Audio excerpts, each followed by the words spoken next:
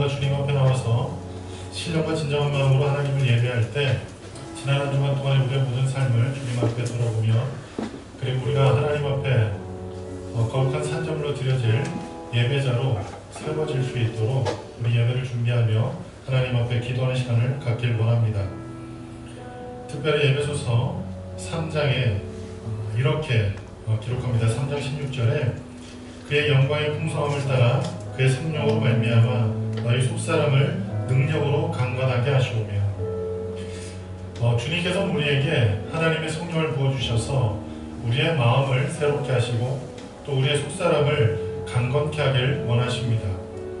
지난 한 주간 동안 성령 하나님의 인도하심 가운데서 우리의 속사람이 새로워지는 일에 그리고 우리의 속사람이 강건해지는 일에 우리가 얼마나 마음을 쏟았고 그리고 우리의 시간을 드렸고 우리의 삶을 드렸는지 우리의 삶을 한번 돌아봤으면 좋겠습니다.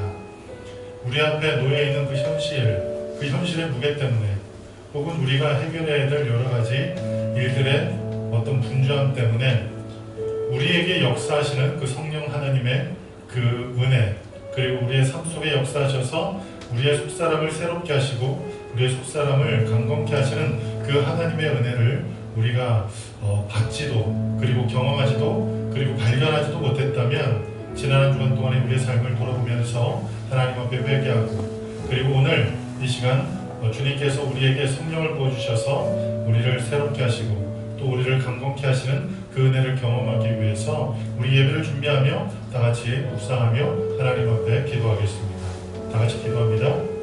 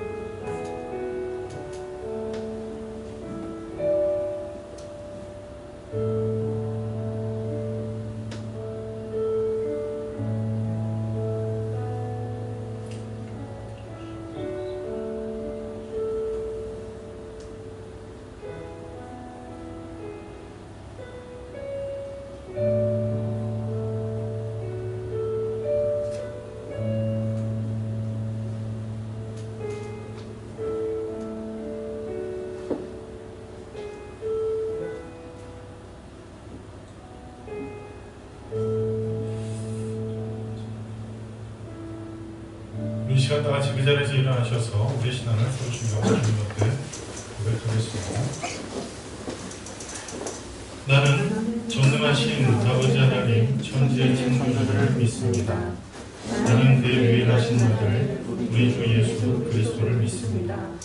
그는 성령으로 잉태되어 동정녀 마리아에게서 나시고 본디오 빌라도에게 고난을 받아 십자가에 못 박혀 죽으시고 장사된 지 사흘 만에 죽은 자 가운데서 다시 살아나셨으며 하늘에 오르시어 전능하신 아버지 하나님 우편에 앉아 계시다가 거기로부터 살아있는 자와 죽은 자를 심판하러 오십니다.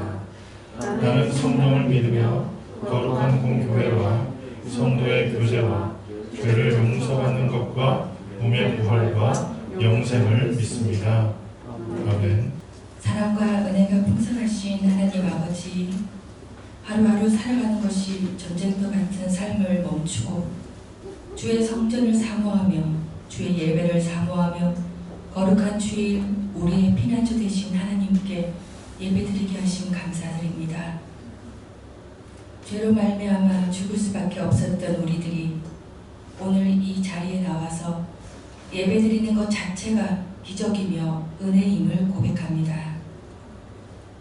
우리의 연약함을 아시는 주님, 세상에 때묻은 신을 벗고 거룩한 주의 보좌 앞에 머리 숙입니다.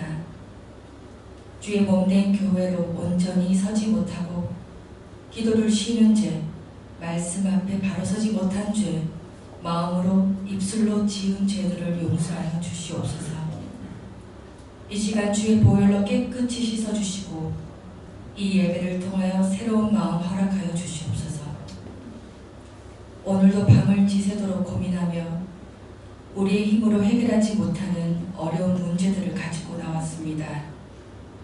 또한 코로나19 사태로 인하여 언제 끝날지 모르는 막막함으로 학업과 직장과 사업으로 힘들어하는 모든 성도들을 친히 위로하여 주시고 사람을 의지하지 않고 오직 주만 바라보며 주만 의지하며 주님께서 보여주시는 길을 따라 걸어가는 저희들의 되도록 인도하여 주시옵소서.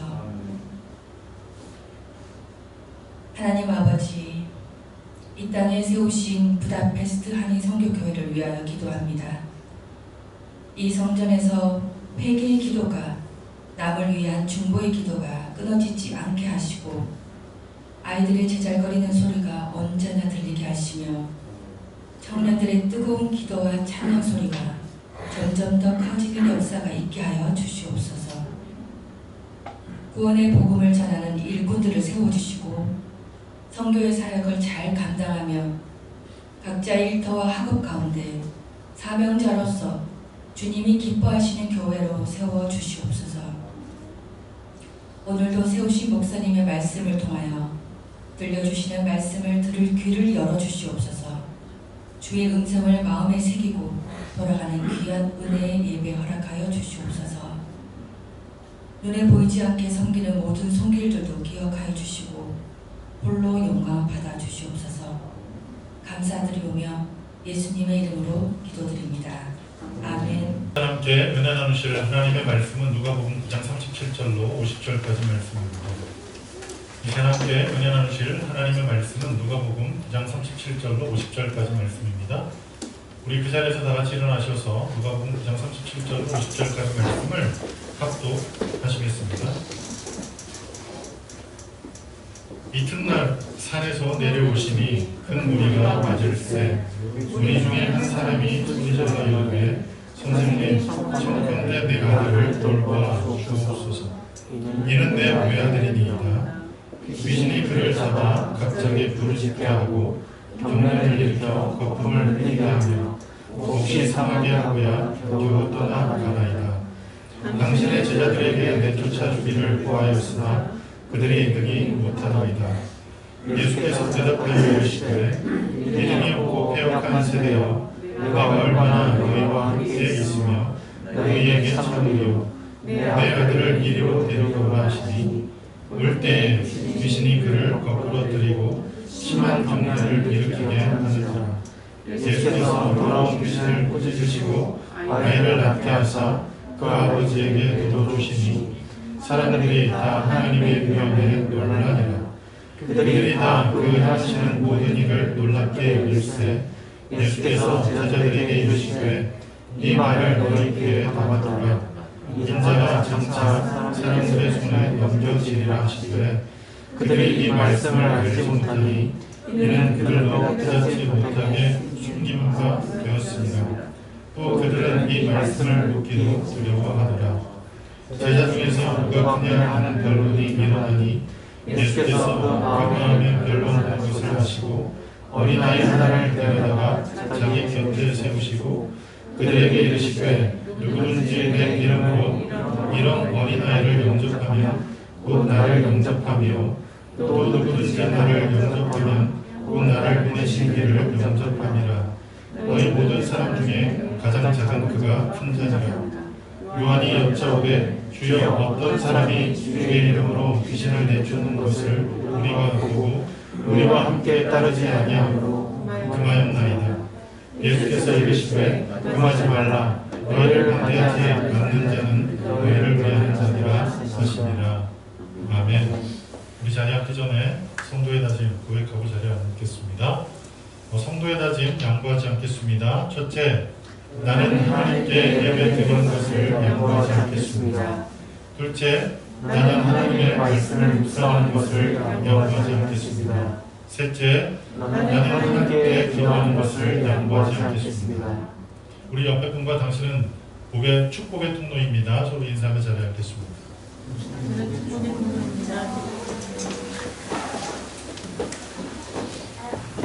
오늘 저는 우리 모두가 함께 합독한 본문 말씀 누가복음 9장 37절부터 50절까지의 말씀을 통해서 믿음이 없고 패역한 세대를 향한 주님의 한탄이라는 제목으로 함께 은혜를 나누도록 하겠습니다.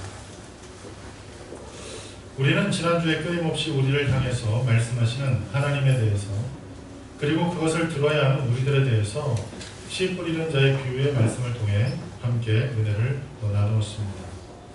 하나님의 음성을 듣는다는 것은 그저 소리를 듣는다는 그 의미를 넘어 그것을 믿고 그리고 행하고 그 일을 통해 우리가 온전해지는 것, 그리고 그 일을 위해서 우리의 귀를 하나님께 열어놓는 것, 그것을 우리가 무엇이라고 얘기를 했냐면 하나님을 향해 뚫린 귀를 가져야 한다고 말씀드렸습니다. 하나님의 말씀에 사로잡힌 사람, 그리고 하나님의 말씀이 우리에게 임할 때 그 임하신 그 말씀을 순종하기 위해 우리에게 부어진 모든 에너지를 동원할 수 있는 사람, 그 사람이 바로 하나님을 향해 뚫린 귀를 가진 사람이다, 이렇게 말씀을 드렸습니다.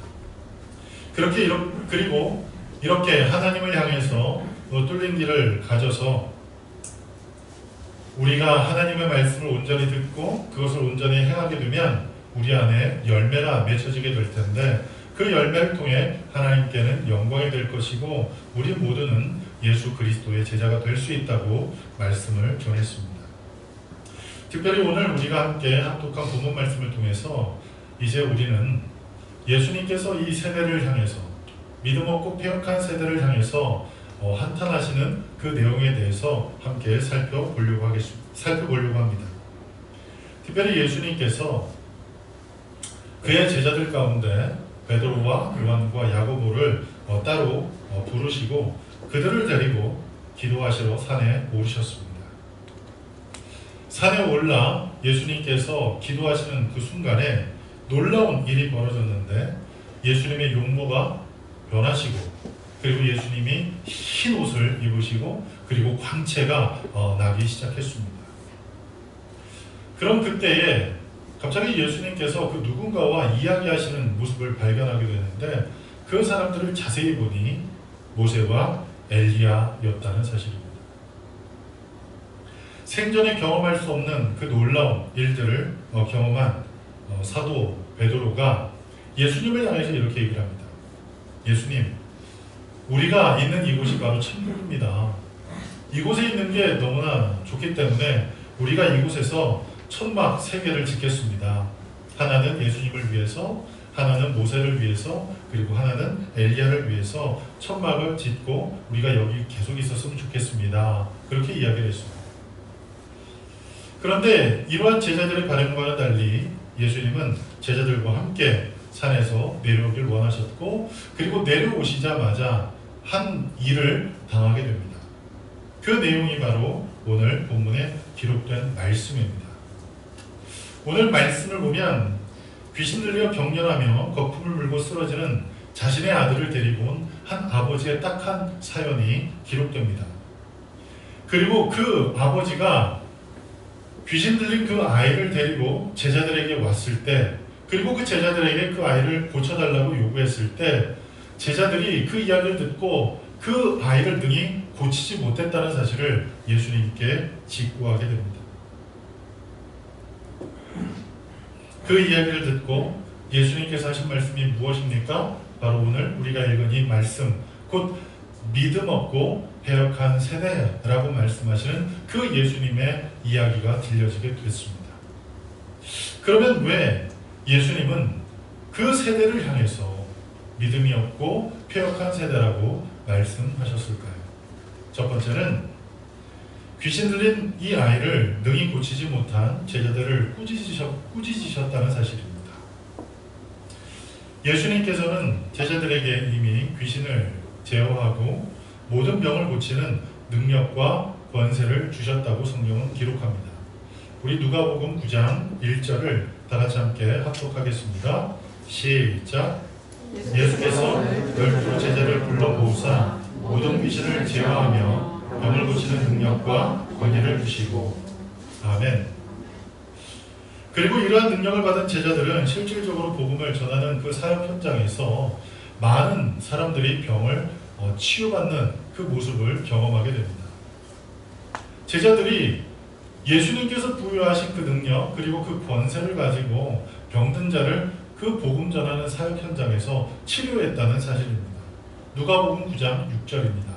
우리 다 같이 읽겠습니다. 시작. 제자들이 나아가 각 마을에 두루 다니며 곳곳에 복음을 전하며 병을 고치더라.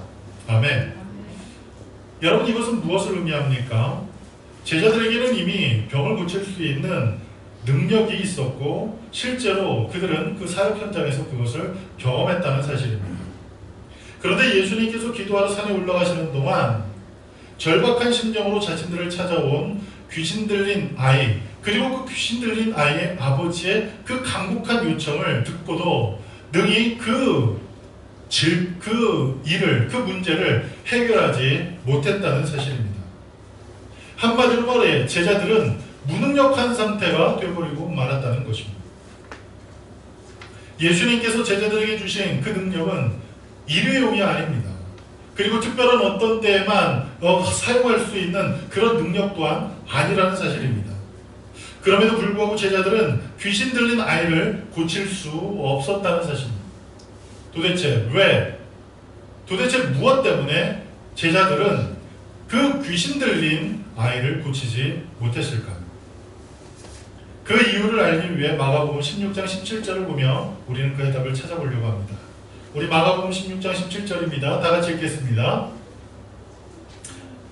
마가복음 16장 17절을 제가 읽어드리겠습니다. 믿는 자들에게는 이런 표적이 따르리니 곧 그들이 내 이름으로 귀신을 쫓아내며 새 방언을 말하며. 아멘. 뭐라고 말씀하고 있냐 하면 믿는 자들에게 따르는 표적에 대해서 얘기를 합니다.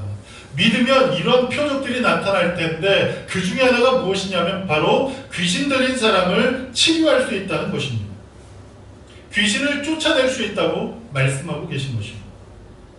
귀신을 쫓아내는 것은 개인의 경건 혹은 개인의 능력을 통해서 얻어지는 것이 아니라고 말씀합니다. 오직 마귀의 일을 멸하러 오신 예수 그리스도의 이름을 믿을 때, 그리고 그 이름의 권세를 힘입고 마귀를 명할 때 귀신은 쫓겨나간다라고 성경은 말씀하고 있는 것입니다. 그렇기 때문에 예수님의 제자들이 귀신을 쫓아낼 수 없었던 것은 능력이 없었기 때문이 아니라 믿음이 없었기 때문이라는 사실입니다. 그런데도 많은 사람들이 착각하는 게 있습니다. 그게 뭐냐 하면 귀신을 쫓아내고 병든 사람을 치료하는 것을 개인의 권능 혹은 개인의 경건의 어떤 결과라고 많은 사람들이 생각을 합니다. 특별히 사도행전 3장 12절 말씀을 우리 함께 읽어보겠습니다. 사도행전 3장 12절 말씀입니다. 시작. 베드로가 이것을 보고 백성에게 말하되 이스라엘 사람들아, 이 일을 왜 놀랍게 여기느냐? 우리 개인의 권능과 경건으로 이 사람을 걷게 한 것처럼 왜 우리를 주목하느냐? 아멘. 이 사도행전 3장의 말씀은 우리가 잘 아는 말씀입니다. 예수님의 제자들이 미무지라는 곳을 통해 성전에 올라가 기도하러 가는 그 도중에 나면서부터 안진뱅이 된 사람을 만나게 됩니다. 그 안진뱅이가 그 제자들을 향해서 구걸을 합니다. 그리고 그 구걸하는 그 사람에게 예수님의 제자가 무엇이라고 얘기를 합니까? 은과 금은 내게 없거니와 내게 있는 것으로 내게 주노니 곧 나사렛 예수 이름으로 일어나 걸어라 라고 이야기를 합니다. 그 순간 그 안진뱅이가 일어나게 됩니다.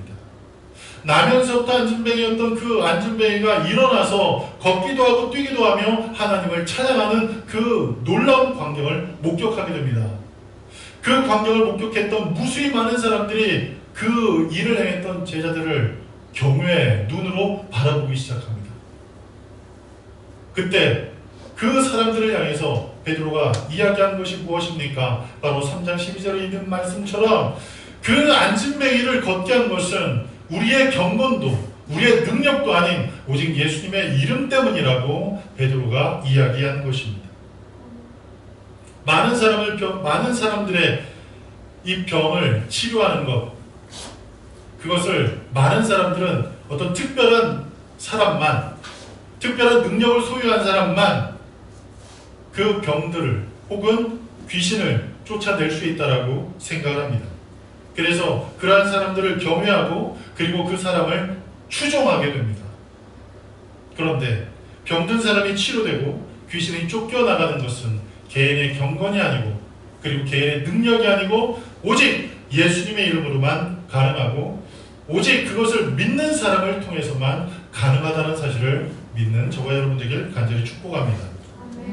그래서 예수님께서는 귀신 들려 경련 일으키고 거품을 물고 쓰러지는 아이의 안타까움을 보고도 그리고 그 아버지의 비통한 그 요청을 듣고도 아무것도 할 수 없었던 그 무능력한 제자들을 향해서 이렇게 말씀합니다.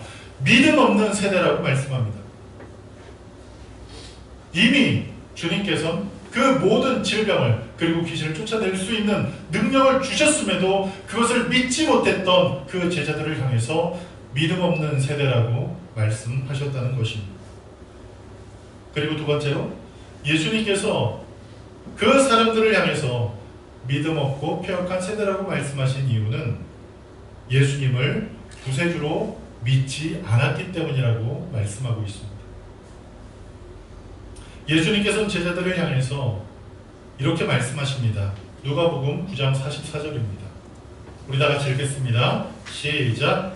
이 말을 너희 귀에 담아두라. 인자가 장차 사람들의 손에 넘겨지리라 하시되. 아멘.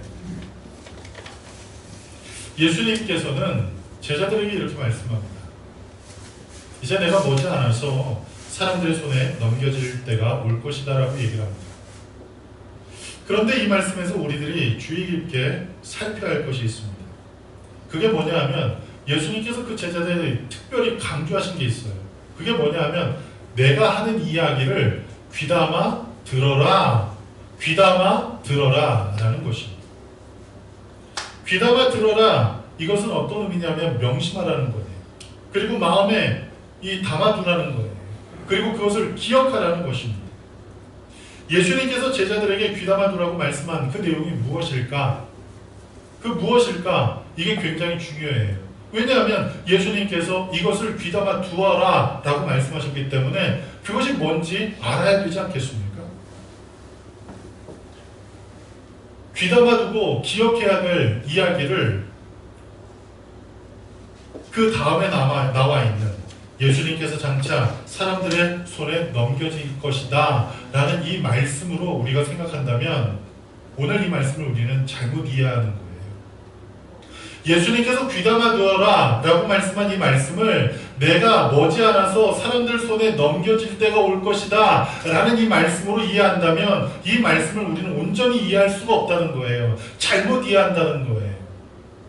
왜냐하면 예수님께서 44절에 말씀하신 이 말을 이라고 기록한 이것은 어떤 말씀이냐면 헬라어 성경을 면밀히 볼 때 이 말이라고 하는 이 단어가 우리 개역개정이나 개역한글에는 단수로 표현되고 있어요. 그러나 헬라어 원어 성경에 보면 이것을 복수로 기억하고 있다는 사실이에요. 이 사람들의 말들을, 이 사람들이 하는 이야기들을 이라고 이야기하고 있어요. 뿐만 아니라 이 말들이라고 하는 이 말에 지시대명사가 있잖아요. 이것이라는 이 지시대명사가 있는데 헬라어 문법상 지시대명사는 앞에 있는 문장을 받는 것이지 뒤에 있는 문장을 받지는 않는단 말이에요. 그래서 43절에 기록된 무리들이 놀란 말들, 이 말씀으로 이것을 이해하는 게 적절하다는 사실이에요. 이런 맥락에서 본문을 다시 한번 설명하면 그 내용이 이렇습니다. 나의 이적과 기사로 인해서 놀라 떠들어대는 이 사람들의 소리를 잘 기억해라.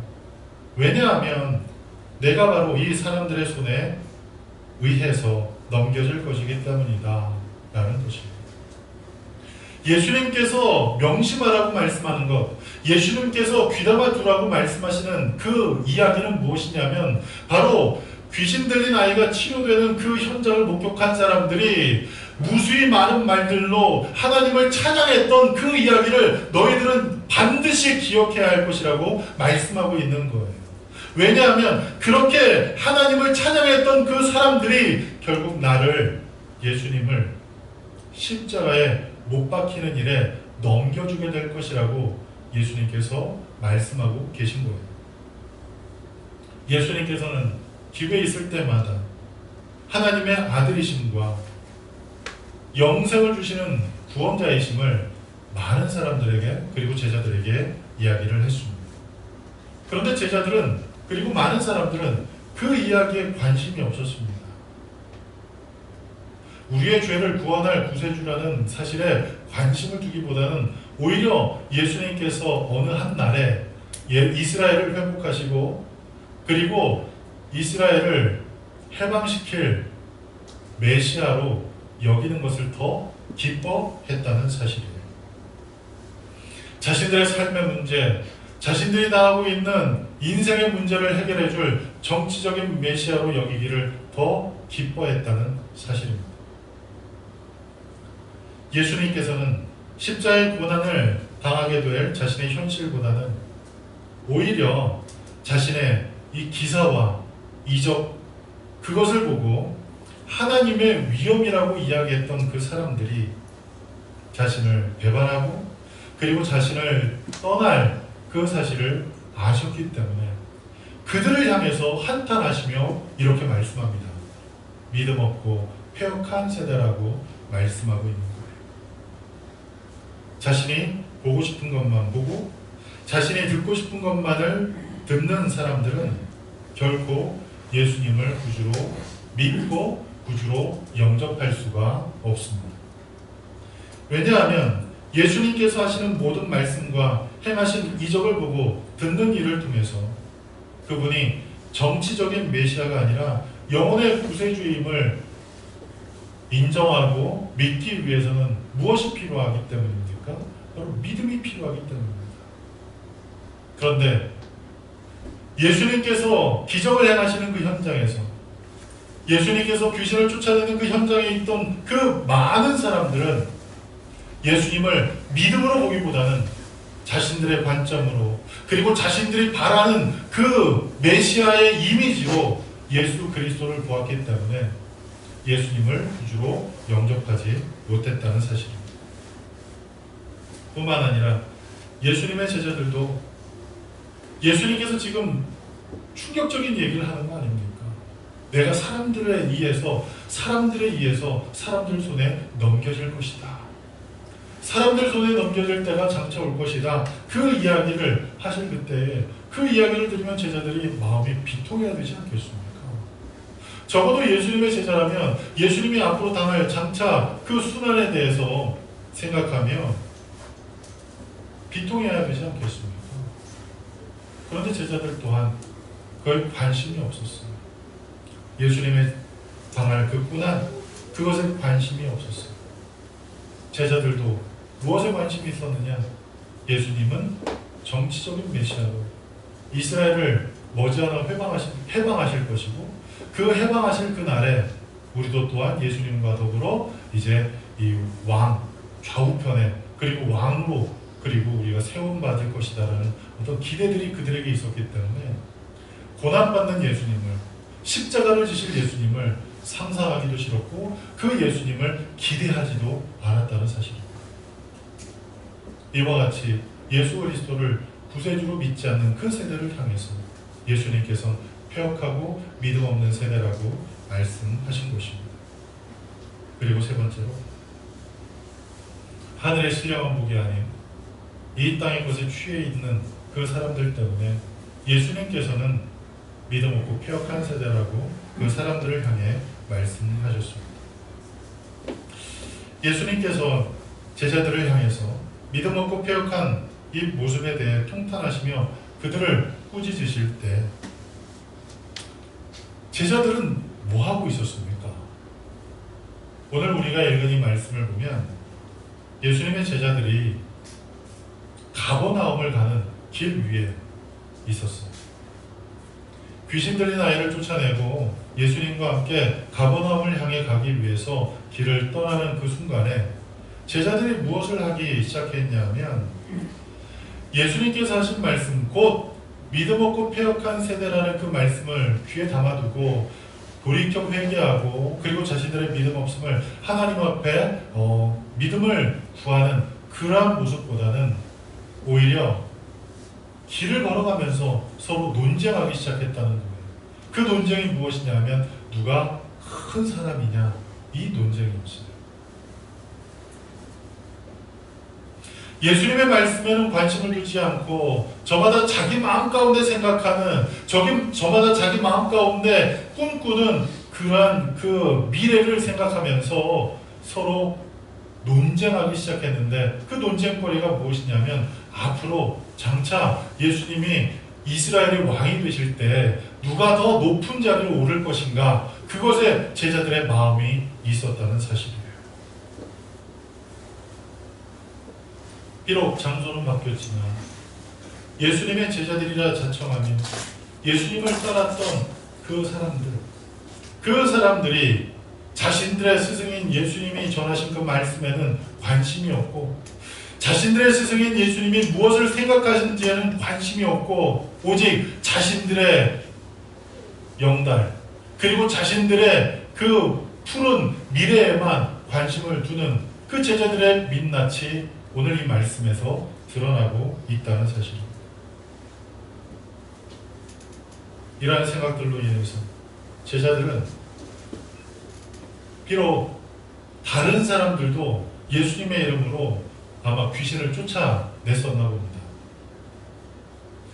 제자들만 예수님의 이름으로 복음을 전하면서 귀신을 쫓아내고 병든 사람을 치료한 것이 아니라 오늘 우리가 읽은 이 본문 말씀을 자세히 보면 다른 사람들도 예수님의 이름으로 아마도 병든 사람을 치료하고 귀신을 쫓아내는 일을 행했던 것 같아요. 그런데 그런 그 사람들을 향해서 예수님의 제자들이 어떤 반응을 보였느냐? 그 사람들보다는 우리가 더 우월한 사람들이다. 그 사람들보다 우리는 좀 더 나은 사람들이다. 더 높은 사람들이다 라고 스스로 생각했던 것 같습니다. 누가복음 9장 49절을 봅니다. 다 같이 읽겠습니다. 시작. 요한이 여쭤오되 주여 어떤 사람이 주의 이름으로 귀신을 내쫓는 것을 우리가 보고 우리와 함께 따르지 아니하므로 금하였나이다. 아멘. 예수님께서 제자들 사이에 마음 가운데 혹은 입 밖으로 서로 논쟁하는 그 주제를 아시고 예수님께서 이렇게 말씀하십니다. 한 아이를 예수님 곁에 세우면서 이렇게 얘기를 합니다. 이 어린아이 같이 겸손하고 순수한 마음으로 예수님의 이름을 받아들이는 사람, 그 사람이 가장 큰 자라고 얘기하고 있는 그 순간에 예수님의 제자들이 지금 누가복음 9장 49절에 뭐라고 말씀하고 있는 겁니까? 뭐라고 얘기하고 있는 거예요? 다른 사람들도 귀신을 쫓아낸 것 같고 다른 사람도 병을 치료한 것 같은데 예수님, 그 사람들보다 우리가 더 큰 사람인 거 맞지요? 이렇게 묻고 있는 거예요. 이렇게 예수님께 지금 질문하고 있는 거예요. 뿐만 아니라 예수님께서 자신들을 다른 사람들보다 조금 더 귀한 사람으로, 다른 사람보다 좀 더 나은 사람으로, 다른 사람보다 좀 더 큰 사람으로 자신들을 인정해 주길 원하셨다는 사실이에요.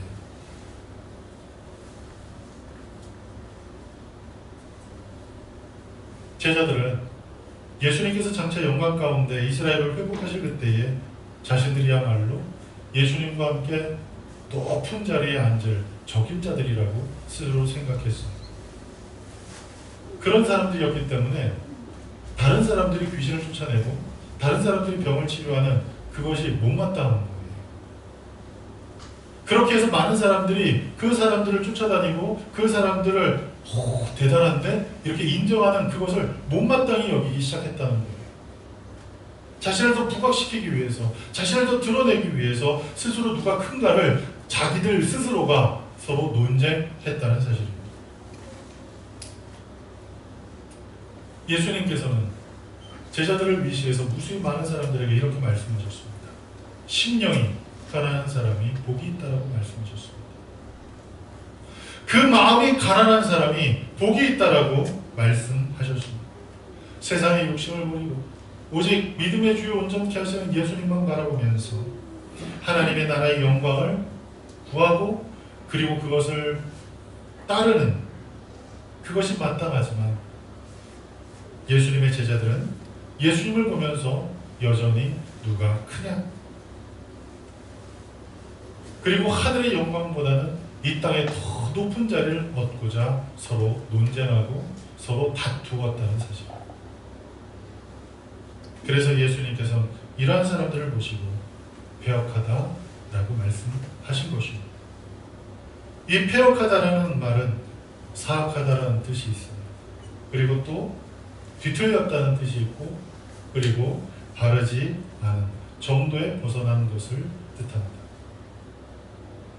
결국 예수님은 하나님 나라의 영광이 아닌 이 땅의 영광에 눈이 먼 그 예수님과 함께 있던 그 제자들을 향해서 그리고 예수님을 따랐던 무수히 많은 사람들을 향해서 하나님의 영광이 아닌 이 땅의 영광을 하나님의 나라가 아닌 이 땅의 나라를 추구했던 그 사람들을 향해서 그리고 그것을 더 많이 더 높이 얻기 위해서 암투를 벌이는 그 사람들을 향해서 사악하고 뒤틀렸고 정도에 벗어났다는 의미로 패역한 세대라고 말씀하신 것입니다.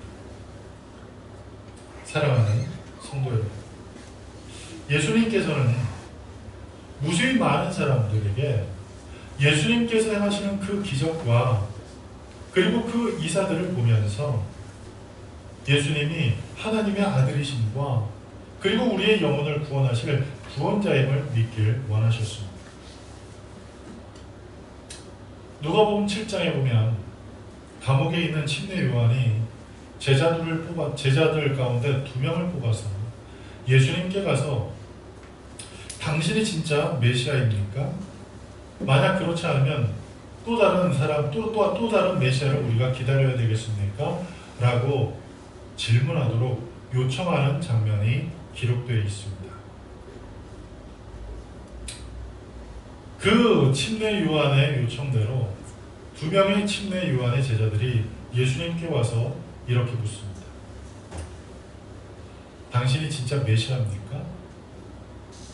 혹시 아니면 다른 메시아를 기다려야 되겠습니까? 그렇게 질문을 할 때 예수님께서 그 침례 요한의 제자들에게 이렇게 말씀하십니다. 그래, 맞다. 내가 성경에 예언된 메시아가 맞다. 다른 메시아를 기다릴 이유가 없다. 그렇게 이야기하지 않으시고 예수님께서 그 침례 요한의 제자들에게 이렇게 말씀하신 겁니다. 맹인이 보며 못 걷는 사람이 걸으며 나병 환자가 깨끗함을 받으며 귀먹은 사람들이 들으며 죽은 자가 살아나며 가난한 자에게 복음이 전파된다고 전하라. 그렇게 얘기했어요. 침례 요한은 예수님의 길을 예비한 사람이죠. 그리고 광야에서 회개하러 외치면서 예수님을 맞이하도록 준비시켰던 사람입니다. 뿐만 아니라 세상에서 가장 처음으로 예수님을 가리켜서 모든 사람의 죄를 끌어안고 십자가를 지실 하나님의 어린 양이라고 표현한 사람이기도 합니다. 이러한 침례 요한도 감옥에 있을 때 무수히 많은 사람들이 전해주는 예수님의 어떤 이야기를 듣고 그 마음 가운데 의심을 품기 시작했습니다. 이분이 정말 메시아가 맞나? 이분이 정말 메시아가 맞나? 그렇게 생각을 했어요. 그런데 많은 사람들과 침례 요한의 다른 점이 있는데 그것은 무엇이냐면 많은 사람들은 이 땅의 영광, 이 땅의 권세만을 회복시킬 정치적인 메시아에 대해서 관심을 가졌다고 한다면 침례 요한은 영혼의 구원자, 곧 메시아에 대해서 관심을 가졌다는 사실이에요. 당신이 정말 우리를 죄에서 구원할 하나님의 어린 양이 맞습니까? 하는 그 질문이 바로 침례 요한이 품은 의심이었다는 사실이에요.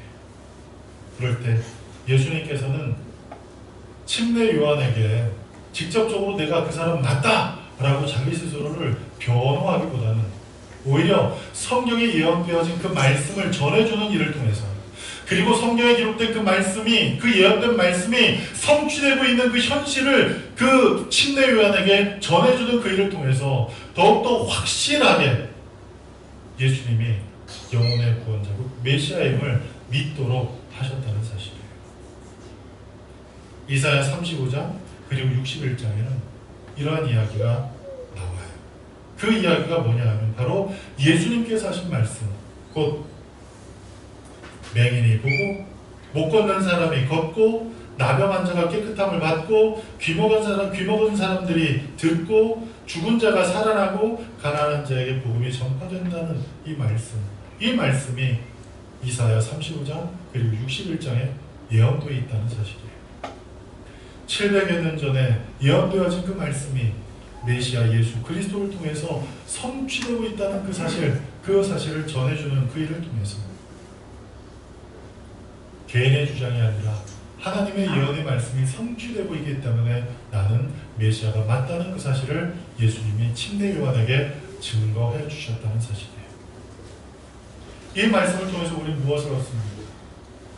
세상에 많은 사람들은 예수님이 행하시는 그 기적들을 보았습니다. 물고기 2마리와 떡 5덩어리로 수천 명을 먹이시는 예수님을 보았습니다. 그리고 풍랑이는 바다를 말씀 한마디로 잠잠케 하는 그 예수님의 그 위엄을 목격했습니다. 죽은 자를 살리셨고 그의 옷깃만 만져도 12해를 앓았던 혈루증 환자가 치료받는 그 현장에 무수히 많은 사람들이 있었고 그것을 목격했습니다. 자신들의 굶주림을 그리고 자신들의 육신의 질병을 그리고 자신들이 늘 두려워했던 그 죽음의 문제를 해결하시는 그 예수님을 보고도 무수히 많은 사람들은 그분을 영혼의 구원자이기보다는 자신들의 척박한 삶에, 자신들의 퍽퍽한 삶에, 자신들의 그 궁핍한 삶을 해결할 수 있는 정치적인 메시아로 예수 그리스도를 보았다는 사실. 그런 그들을 향해서 지금 예수님께서 이렇게 말씀하십니다. 믿음이 없고 패역한 세대라고 말씀합니다. 그러면 그 말씀을 오늘 우리의 삶의 현장에 한번 가져와 봅시다. 우리의 삶의 현장은 예전보다 믿음이 좀 더 나아졌습니까? 우리의 삶의 현장에서 예전보다 우리의 삶이 이 패역함이 좀 더 회복되었고 좀 더 나아진 방향으로 나아가고 있습니까? 오히려 예전보다 더 믿지 못하고 오히려 예전보다 더 사악한 일들이 많아지는 죄악이 강화되는 세상을 우리 살고 있지는 않냐는 말입니다. 심지어 하나님이 하시는 그 모든 일에 대해서 의문을 품을 뿐만 아니라 자그마한 한 가지 그것을 문제 삼고 하나님을 대적하려고 하는 이 세대를 우린 살고 있다는 사실이에요. 과연 이 세대를 보면서 우리 예수님께서는 뭐라고 말씀하실까요? 이 세대를 향해서도 예수님께서 하실 말씀은 똑같이 믿음 없고 패역한 세대라는 말뿐일 것입니다. 이러한 때 우리들은 예수님께서 행하신 그 모든 일 그리고 우리에게 전해주신 그 모든 말씀 그리고 우리에게 보여주신 그 예수님의 삶을 통해서 예수님을 야 진짜 능력 많은 분이네. 내 자신의 필요를 해결해 줄 수 있는 그리고 내 인생의 이 문제를 답답한 어려움을 해결해 줄 수 있는 램프의 요정, 지니처럼 그렇게 생각해서 안 된다는 사실입니다. 오히려 예수님은 내 영혼을 사망에서 생명으로, 저주에서 축복으로 변화시킨 구세주이심을 확실히 믿어야 할 것입니다. 그리고 그 믿음이 날이 갈수록 우리 안에 더욱더 커져 가야 할 것입니다. 뿐만 아니라 하나님께서 예수님을 통해 우리에게 전해주신 그 말씀, 예수님께서 삶을 통해서 우리에게 보여주셨던 그 귀한 그 삶을 우리가 본받아서 이 폐역하고 거스리는 세대 가운데서 우리 안에 있는 사악함을 버리고, 우리 안에 있는 뒤틀려진 것들을 버리고, 우리 안에 있는 바르지 못한 것들을 다 버리고 하나님 안에서 선함으로, 하나님 안에서 온전함으로, 하나님 안에서 우리의 삶이 복된 모습으로 변화되는 그 일이 우리에게 있어져야 할 것입니다. 그것이 바로 이 폐역한 세대, 믿음 없는 세대를 향해 말씀하신 그 주님의 한탄을 들은 우리들이 마땅히 보여야 될 그 삶의 모습이란 사실입니다. 다 같이 기도하겠습니다. 사랑하시는 하나님, 은혜를 감사합니다. 오늘 이 시간 우리를 주님 전에 부르시고 하나님 앞에 나와서 예배드리며 하나님께서 우리에게 들려주신 귀한 말씀을 듣습니다. 오늘 우리에게 전해주신 이 말씀처럼 믿음 없고 폐역한 이 세대 가운데 우리가 살아가면서 이 세상에 동조되어서 우리도 또한 어느 순간 믿음 없는 사람처럼, 폐역한 사람처럼 살고 있진 않는지 우리 스스로를 돌아보게 도와주옵소서. 그리고 그러한 삶을 통해서 하나님 앞에 우리가 구할 것은 믿음 가지고, 그리고 하나님의 은혜 가지고 날마다 이 세상 가운데 살아 이 땅의 영광을 구하는 것이 아니라 하나님 나라의 영원한 약속, 그리고 하나님 나라의 그 영원한 기쁨을 마음 가운데 품고 이 땅 가운데에서 하나님을 향해, 하나님의 나라를 향해 한 걸음 한 걸음 믿음의 발걸음 걷는 복된 삶을 우리 모두가 살게 도와주옵소서. 예수님의 이름으로 감사하며 기도드렸습니다. 아멘. 여러분 조용히 눈을 감아주시고요. 그리고 오늘 말씀을 한번 자세히 다시 한번 마음 가운데 되새겨 보시기 바랍니다. 그러면서 오늘 이 시간 우리에게 주신 하나님의 음성을 우리 한번 들어봅시다. 과연 나에게 하나님께서 들려주길 원하시는 음성은 무엇입니까? 내가 예수님을 믿노라 하지만 정말 성경에서 말씀하고 있는 살아계신 그리고 역사하시는 그 주님을 믿고 있는지, 어떤 사람은 엘리야라고 했고 어떤 사람은 선지자라고 했고 어떤 사람은 스승이라고 얘기했던 그 사람들의 이야기처럼 자신들의 관점으로, 내 관점으로 예수님을 보고 있지는 않는지 우리의 삶을 이 시간 한번 돌이켰으면 좋겠습니다. 예수님은 주님이십니다. 그리고 그분은 그리스도십니다. 그리고 그분은 살아계신 하나님의 아들이십니다. 이것이 우리가 믿고 마땅히 고백해야 될 믿음이라는 사실입니다. 그 믿음 안에 지금 내가 바로 서 있지 않습니까? 그 믿음 안에 내가 온전하지 않습니까? 그렇다면 무엇이 문제인지를 오늘 이 시간 우리의 삶을 한번 돌이키면서 무엇이 나로 하여금 온전한 믿음에서 폐역함으로 돌아가게 만들었고, 그리고 그 온전한 믿음 가운데서 떨어져서 믿음 없는 사람처럼 이 세상을 살아가게 만들었는지를 한번 돌이키는 시간 가졌으면 좋겠습니다. 믿음을 통해서 우리에게 예수님은 많은 것을 약속하셨습니다. 내가 믿는 대로 될 것이다. 내가 믿은 그것은 될 것이다 라고 주님께서 말씀하셨는데, 어느 순간 주님께서 우리에게 말씀하신 그 믿음은 사라지고 우리 눈앞에 보인 현실, 우리 눈앞에 보인 그 어려움과 문제에만 우리가 집중하고 있지는 않습니까? 내가 예수님을 믿노라고 했지만 내가 믿었던 예수님은 나의 어려움을 해결해주고, 그리고 어느 순간 나를 높여서 이 이 세상 가운데서 많은 사람에게 인정받는 그러한 사람으로 나를 만들어주실 그런 예수님으로 꼭 우리가 생각하고 있지는 않습니까? 그렇지 않다라고 하면서도 그렇게 지금 예수님을 섬기고 있지는 않습니까?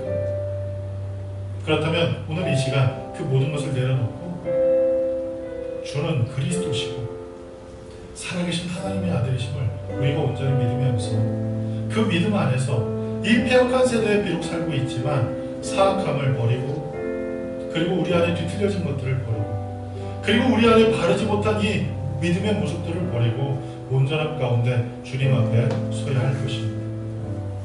우리 다같이 말씀을 기억하며 우리 하나님 앞에 간절히 기도하는 시간 갖겠습니다. 사랑하시는 주님, 은혜를 감사합니다.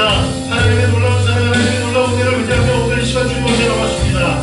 그리고 하나님 앞에 예배를 드릴 때 하나님께서 오늘 이 시간 누가복음 9장 37절부터 50절까지의 말씀을 통해 우리에게 들려주신 이 말씀을 우리 마음 가운데 깊이 새기게 도와주시옵소서.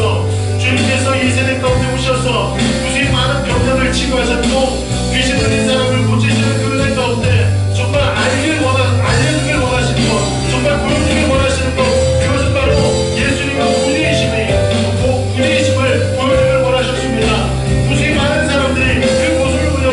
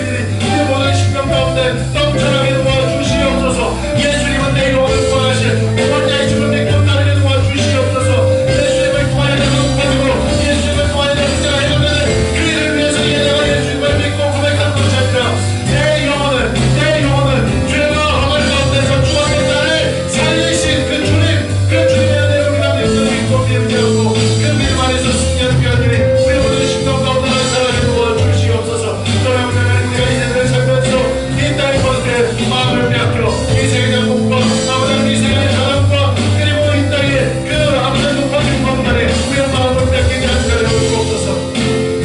오직 하나님께서 주시는 내 안에서 하나님께서 우리의 심령 가운데 부어주신 그 능력 안에서 날마다 예수 그리스도로 말미암아 먹이고 이제는 이 땅이 아닌 하나님의 나라를 꿈꾸면서 이 땅의 영광이 아닌 하나님 나라의 영광을 꿈꾸면서 그리고 그것을 위해서 사는 귀한 생명을 도와주시옵소서. 내가 나를 위해 사는 삶이 아니라 나의 만족과 유익받는 데 사는 삶이 아니라 그리고 이 세대 가운데서 내가 높아져 또 높아져 많은 사람들 앞에 군림하고 그 사람들을 지배하는 것을 꿈꾸며 사는 것이 아니라 이제는 하나님 나라를 꿈꾸면서 하나님 나라를 꿈꾸면서 예수 그리스도로 말미암아 내 안에 심어주신 그 하나님의 나라를 꿈꾸면서 그 하나님의 나라를 누리며 그 하나님의 나라를 전하며 그리고 하나님의 나라를 많은 사람들에게 알게 하며 이 땅을 사는 복 있는 삶을 우리 모두 살게 도와주시옵소서. 그와 같은 인생을 통해 하나님으로 영광받아 주시옵소서. 믿음 없고 배역한 이 세대 가운데 증거하신 하나님의 그 말씀을 우리 온전히 듣고 깨달아 우리의 심령이 변화되어서 하나님께 영광 돌리는 삶, 하나님만을 높이는 삶, 그리고 하나님의 거룩한 뜻을 맞추는 그런 삶을 우리 모두가 믿음 가운데 살게 도와주시옵소서.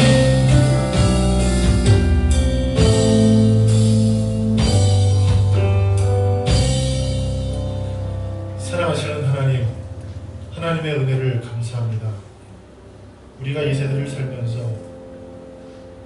너무나도 감사할 것은 죄와 허물로 죽었던 나를 하나님께서 잊어버리지 않으시고 예수 그리스도로 말미암아 구원해 주신 사실입니다.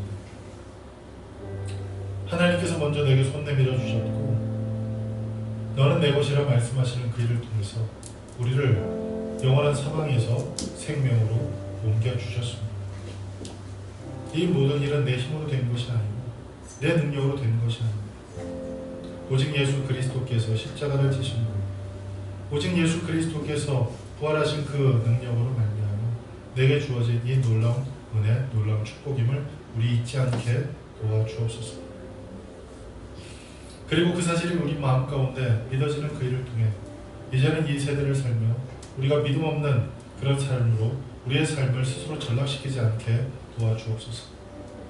문제 앞에서 그리고 풍랑 앞에서 그리고 우리 앞에 다가온 큰 두려움 앞에서 우리가 벌벌 떨지 않게 하여 주옵소서. 아무 대책 없이 그저 쓰러져 넋놓고 눈물 흘리는 신세를 한탄하는 그런 삶을 살지 않게 하여 주옵소서. 우리 앞에 놓여있는 그 문제 앞에 우리 스스로가 연약해져서 인간적인 방법을 추구하며 이 세상의 방법을 따라 불의한 방법으로 불의한 모습으로 우리가 인생을 살지 않게 도와주옵소서. 믿음 없고 폐역한 세대라 질책하시며 우리 안에 믿음이 있길 원하셨고 우리 안에 온전함이 심겨지길 원하셨던 그 주님의 말씀을 우리 마음 가운데 깊이 새겨서 이제는 예수 그리스도는 주님이심을, 예수 그리스도는 살아계신 하나님의 아들이심을, 그리고 예수 그리스도는 나를 구원하신 구세주이심을 우리가 믿고 그것을 고백하며 살게 도와주시고 이 폐역한 세대 가운데서, 이 불의한 세대 가운데서, 이 사악한 세대 가운데서 하나님의 정의를, 하나님의 공의를 물같이 하수같이 흘리며 하나님의 살아계심을 우리의 삶을 통해 증명해내는 믿음의 사람 그리고 온전한 사람 되게 도와주옵소서. 예수님의 이름으로 감사하며 기도드렸습니다. 아멘.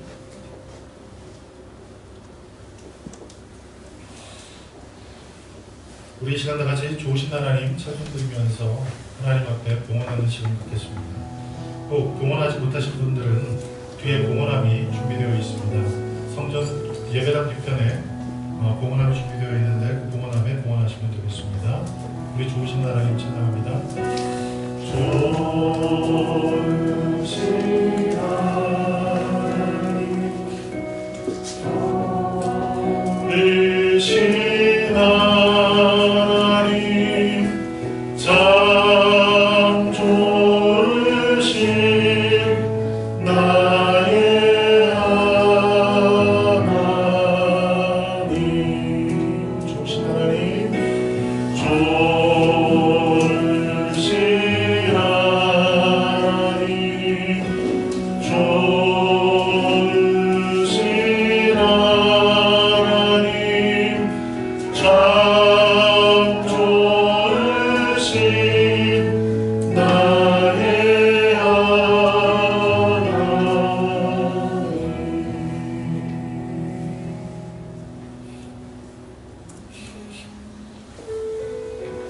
교회 소식을 말씀드리겠습니다.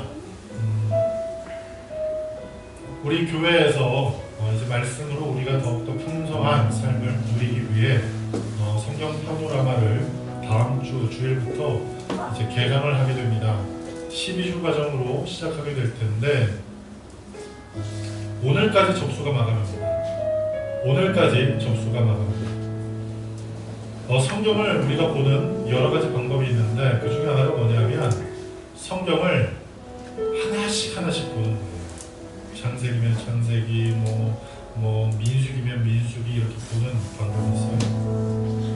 그런데 그런 방법으로 성경을 보는 것도 좋지만 이 성경의 이 맥을 잡고 성경의 큰 흐름을 이렇게 잡아서 성경을 좀 더 쉽게 읽을 수 있는 방법이 있는데 그게 뭐냐 하면 이 성경의 큰 틀을 이제 그 메인스트림을 잡아내는 거예요. 그게 뭐냐 하면 이번에 하려고 하는 작업입니다. 그래서 이번 작업은 성경을 파노라마처럼 이렇게 쫙 펼쳐가지고 성경에서 가장 중요한 주제가 무엇인지 그리고 그 중요한 주제를 각 성경은 어떻게 다루고 있는지 그리고 그 주제를 통해서 우리는 무엇을 발견하게 되는지를 이 성경 파노라마를 통해서 우리가 배우게 될 겁니다. 12주 이 과정에 이 등록하시는 분들한테 제가 특별한 선물을 드리려고 해요. 그 선물을 드리려고 하니까 오늘까지 여러분 꼭 등록하셔서 다음 주부터 우리가 파노라마를 시작할 때 성경 파노라마는 주일 오후 1시 40분 샬롬 성전에서 시작하겠습니다. 다음 주 1시 40분 샬롬 성전에서 우리 파노라마 시작하도록 하겠습니다. 여러분 꼭 기억하셔서 오늘까지 등록해 주시고 꼭 한 주간 동안 더 기도해 보실 분들은 기도해 보시다가 결단하셔서 다음 주에 오셔도 무방합니다. 그러니까 여러분들 꼭 기억하시고 참석해 주시면 감사하겠습니다. 그리고 또 한 가지는 참 안타까운 일인데요. 통행 제한이 3월 1일까지 연장되었다는 소식이 있어요. 통행 제한이 3월 1일까지 연장이 되어서 아침 5시부터 저녁 8시 이후에는 통행할 수가 없죠. 그래서 금요 예배를 그룹을 드릴 수가 없습니다. 여러분 이 점 기억하시고 비록 통행 제한이 되었다 하더라도 우리 모임 가운데 이 구역 모임이 있고 그리고 수요일날 우리 1:1 양육자 훈련이 있고 그리고 또 주일날 뭐가 있죠? 성경 공부가 있고 예배가 있고 그리고 주중에 구역 모임이 있어요. 여러분 구역 모임에 꼭 참석하셔서 우리의 신앙이 더욱더 주님 안에서 성장할 수 있는 일에 여러분 모두가 헌신하기를 간절히 바랍니다. 드린 힘을 위해서 기도하고 축도함으로 예배 마치도록 하겠습니다. 사랑하시는 하나님, 은혜와 사랑을 감사합니다. 오늘 주님께서 우리를 사랑하셔서 예배당에 부르시고 하나님 앞에 나와서 신령과 진정한 마음으로 예배 올려드리고 하나님께서 주신 은혜에 감사하면서 우리가 믿음으로 귀한힘을 드립니다. 이 예물을 드리는 것은 하나님이 나의 전부이심을 고백하는 겁니다. 그리고 우리가 이 예물을 드리는 것은 하나님께서 내게 필요한 모든 것을 공급하셨음에 감사함으로 드리는 예물입니다. 하나님, 그와 같은 예물을 드릴 때 기쁨으로 드리게 하시옵소서, 자원하는 마음으로 드리게 하시옵소서, 그리고 우리가 아끼는 게 아니라 즐겨내는 마음으로 하나님 앞에 드리게 도와주옵소서. 그렇게 믿음으로 기쁨으로 즐겨냄으로 하나님 앞에 드릴 때 하나님께서 우리에게 복주심으로 누르고 흔들어 넘치도록 안겨주시는 귀한 축복이 우리 사랑하는 주의 백성들의 삶 속에 가득하게 도와주옵소서. 예수님의 이름으로 감사하며 축복하며 기도드렸습니다. 아멘. 지금은 교회 머리 되신 우리 주 예수 그리스도의 은혜와 하나님 아버지의 극진하신 사랑과 교회에서 성령님의 내주교통 충만하신 역사가 오늘 주 앞에 나와 신령과 진정한 마음으로 예배드리며 믿음 없고 폐역한 세대와 같이 살지 않기로 결단한 사랑하는 주의 백성들을 위해 이제로부터 영원토록 함께 하시기를 간절히 축원하옵나이다. 아멘.